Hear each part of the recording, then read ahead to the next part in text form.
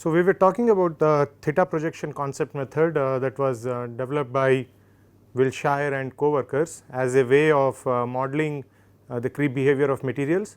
So, Wilshire and co-workers, so they said that instead of relying on transitions in creep mechanisms, which may not be completely correct, they said a single dislocation based mechanism with some parameters which accurately capture the creep curve, together they can be used to predict the creep life of materials. And in fact, the theta projection concept is even able to account for the transitions which are coming from conventional creep analysis methods of explaining transitions as change in deformation mechanisms.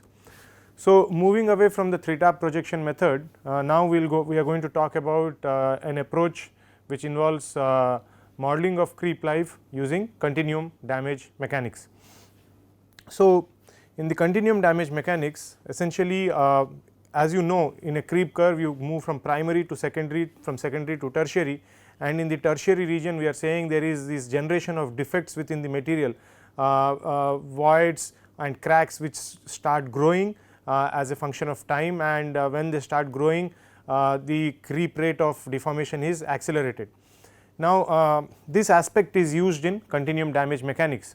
So, what they are saying is this material damage that happens within the material, the damage that happens within the material is irreversible and is caused by mechanical loading and other environmental features experienced by the material during creep, and this damage eventually leads to very high strain rates of deformation and failure, which is what we associate happening in the material during tertiary creep. Now, the damage that they talk of is the damage that we already know in tertiary, which is like cavity formation or voids, cracks, etc. So, it's a similar thing, similar concept. So, the damage that they say is the same thing that I mentioned. So, it is either cavity formation within the material or generation of micro cracks at some stress concentrations, or it could be just gross plastic deformation like slip happening over certain preferred slip planes, or it could be strain or aging induced coarsening of precipitates or dissolution of precipitates, etc., which can render the material weak. Other mechanisms of damage. So, these are result of creep deformation, but in addition to that you could have other mechanisms of damage happening within the material, such as you could have the material undergoing fatigue while also experiencing creep, or there could be some amount of surface oxidation which leads to loss of material from the surface, or loss of material that can bear strength from the surface, and you could also have internal corrosion if the environment is corrosive in nature. So, all these other mechanisms of damage are also introducing defects and damage into the material. Now, some of these mechanisms such as fatigue may not be temperature dependent, but their interactions with creep, such as creep fatigue interaction, can also have significant effects on high temperature damage accumulation. So, the continuum damage mechanics approach takes into account all the damage that is happening because of the different mechanisms operating while the material or component is in service. So, the different damage processes are such as ductile creep rupture, or you can have intergranular cavitation during creep, or you could have continuum creep rupture, continuum fatigue damage, environmental damage, and like I mentioned earlier also you could have aging and strain induced hardening and softening within the material. Now, in continuum damage approach, the continuum damage mechanics approach, you basically take a holistic view of the damage process and you take into account all these different damages that are happening within the material and then model creep accordingly. Now, in that sense it is more powerful than modeling creep life based on strain rates of deformation associated with a certain creep mechanism, because that is only looking at deformation rates within the steady state where defect generation has not happened yet, and also it is only looking at the role of creep and the importance of creep on the or the influence of creep on the service life of the material. In contrast to that, in continuum damage mechanics you are basically looking at damage as a process or damage occurring due to all these different processes such as fatigue, creep, oxidation, etc., acting together. So, in that sense CDM or continuum damage mechanics is going to provide you greater accuracy in creep life estimation. So, that is the advantage of CDM. Now, a well known CDM model. So, there are several models that have been proposed for continuum damage mechanics, but one of the popular CDM model is the one proposed by Khashanov and subsequently refined by Rabotnov. So, you can call it as the Khashanov-Rabotnov model. So, Khashanov basically described continuum damage as an effective loss in material cross section due to the formation and growth of internal voids. So, when you have formation and growth of internal voids, there is loss of material connection, and as a result certain sections of the material are going to bear higher are going to sustain higher loads, or they are going to share more of the load compared to the regions which are devoid of the material. So, naturally the sections which are taking up the load are going to be under higher stress. So, he introduced the concept of an internal stress. He said the internal stress corresponds to a nominally external applied load increases with increasing damage.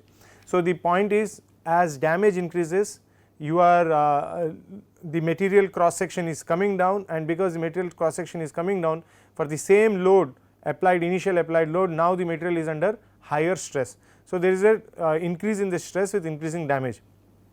And so, Khashanov assumed, and Khashanov said that the damage that the material is experiencing could be described by a quantity which he called the continuity, and the continuity is basically the ratio of the remaining effective area to the original area. Like I said, because of the generation of defects or the change in cross section of the material, you are essentially the effective area of the material is coming down. The effective area is the area which is bearing the load. So, that is coming down, and it is coming down with respect to the original starting cross sectional area of the material. And so, he said the continuity is essentially the ratio of the effective remaining effective area to the original area, and this is how the internal stress will depend on these two terms. One is the initial applied stress and the second term is the continuity. Now, the continuity term was originally proposed by Khashanov, but later modified by Rabotnov, and he called it the damage parameter, where damage parameter omega, where omega is equal to 1 minus A over A naught. And by assuming a power law dependence of stress, the creep strain rate was described by the following equation. So, first Rabotnov modified this, and then he introduced this parameter called omega, and then he said a power law dependence of the stress, the creep strain rate can be described by the following relations. As he said, there is a relationship between the creep rate and the stress through a power law, and these are the terms that were introduced, where m and p are the material parameters, and as we can see here, the creep rate is inversely dependent on omega, which means if omega is increasing, then 1 minus omega is coming down, which means if the denominator is coming down, then epsilon dot c is going to grow or become higher. So, the creep rate becomes higher as omega becomes higher, and as we said, omega is the damage parameter. So, as omega becomes higher, you have more and more creep rate. So, in the case of Khashanov's approach, Khashanov assumed that damage is basically a function of the initial stress, but Rabotnov believed that this should rather be generalized by saying that the damage is not just dependent on the initial stress, but it is dependent, is instead a function of the instantaneous stress. And so, he described the rate of change of damage. So, Rabotnov described the rate of change of damage as a function of he basically gave the following equation. So, he said the rate of change of damage is a function of omega, sigma naught and things like that. And if you integrate this equation after taking into account epsilon dot c's dependence on k sigma naught m, what we eventually get is an expression for the creep strain. So, epsilon c is the instantaneous creep strain, and it depends upon the following terms, where epsilon c is the instantaneous creep strain, epsilon r is the rupture strain, T is the time and Tr is the time to rupture, and lambda is known as the damage tolerance factor. So, this is the equation for creep strain that can eventually be arrived at after looking at all the equations. So, if you look at this equation and then take it in along with this, then one can eventually arrive at the following equation. Using this equation, using this particular equation, you can develop a creep curve. So, basically strain versus time curve using the previous equation. So, in this creep curve there are a few terms that need to be introduced. First you have Tr. So, Tr, like we said, is the time to rupture, and epsilon r is the strain to rupture corresponding to Tr. If we use the steady state creep rate like is generally used, so then the steady state creep rate would actually predict a strain of epsilon dot s into Tr. So, up to Tr the creep strain coming from the steady state process. So, Tr is the point where the material has failed, and at the point of failure we know in the tertiary creep regime you have a lot of these defects generated and all that. So, that is lot of strain getting concentrated at localized regions. So, you cannot necessarily call it as uniform strain. So, the contribution of uniform strain which is coming from steady state creep rate can be determined by the following equation. So, the amount of uniform strain up to Tr will be given by epsilon dot Tr.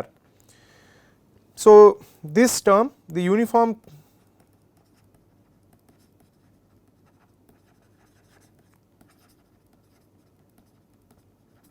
creep ductility is equal to epsilon dot into Tr, and as we can see from here epsilon star and epsilon r, which is the strain to rupture, epsilon r is greater than epsilon star.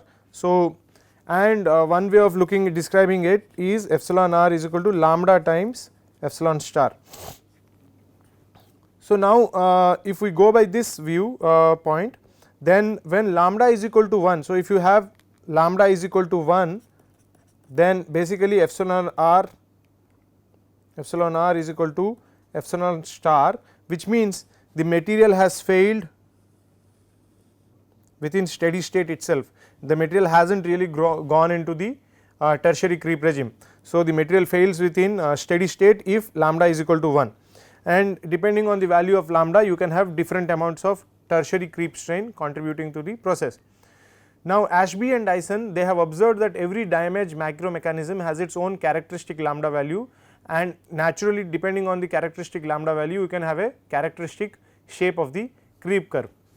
And in a separate elsewhere Faniraj et al have established a correlation between the ratio of time to Monkman-Grant ductility, which is TMGD, and time to rupture Tr, and the damage tolerance factor lambda. So, they came up with a relation which was basically TMGD, which is the time to Monkman-Grant ductility. So, if you look at TMGD, TMGD is the point corresponding to epsilon.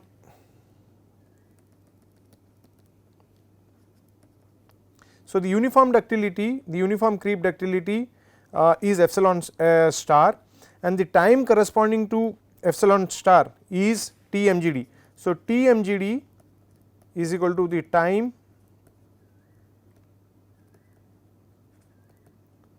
corresponding to epsilon star. So, it is basically the amount of time that the material requires to achieve a strain of uniform creep ductility of epsilon star. So, they took epsilon this TMGD, and they took Tr, which is time to rupture, and then they proposed the following relation, and TMGD by Tr is dependent on lambda, which is the damage tolerance factor, and TMGD was suggested as a time. Faniraj et al basically suggested TMGD as the time for onset of true tertiary creep damage, and they hence said this can be considered as an important parameter in identifying the useful creep life of a material. Now, so for all practical purpose we would like our material to be deforming within the steady state creep regime only, because the moment we enter into tertiary creep regime creep strain rates are accelerated. So, the material is going to fail faster. So, how do you find out so what Faniraj et al are saying is if we stay within TMGD, then so the TMGD basically, because it is this time corresponding to uniform creep ductility or the amount of uniform creep ductility that can happen because of the steady state creep rate. So, TMGD corresponds to that. So, the TMGD can be taken as an onset of tertiary creep regime. So, if you look at the figure here, this is the point where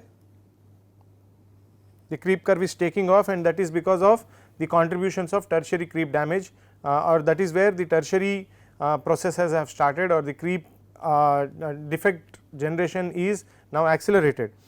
So, they are saying that this TMGD can actually be looked at as a measure or the time taken for the onset of true tertiary creep damage, and hence it is an important parameter in identifying the useful creep life of a material.